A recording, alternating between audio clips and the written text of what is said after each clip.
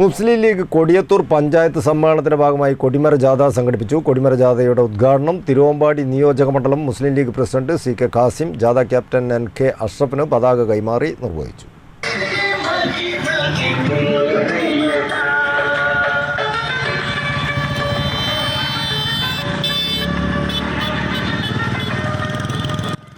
അരക്ഷിതമായ നാട്ടിൽ സുരക്ഷയേകും പ്രസ്ഥാനം എന്ന പ്രമേയത്തിൽ മെയ് 7 മുതൽ 19 വരെ നടക്കുന്ന കൊടിയത്തൂർ പഞ്ചായത്ത് മുസ്ലിം ലീഗ് സമ്മേളനത്തിന് തുടക്കം കുറിച്ചാണ് ഗോതമ്പ് റോഡിൽ നിന്നും സമാപന സമ്മേളന നഗരിയായ കൊടിയത്തൂരിലേക്ക് കൊടിമര ജാഥ സംഘടിപ്പിച്ചത്.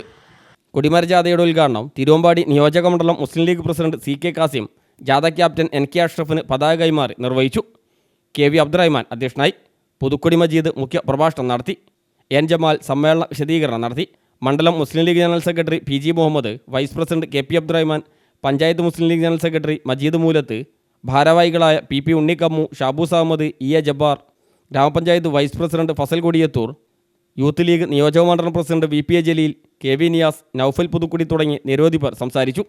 വൈത്തല Aboobacker, SA Nasar, MT Riyas, Shareef Ambalakkandi, Basheer Palatt, Shareef Akkaraparambil, Moyinkutty Kulangara, Shabeel Kodiyathur, Yaseen west Kodiyathur തുടങ്ങിയവർ നേതൃത്വം നൽകി.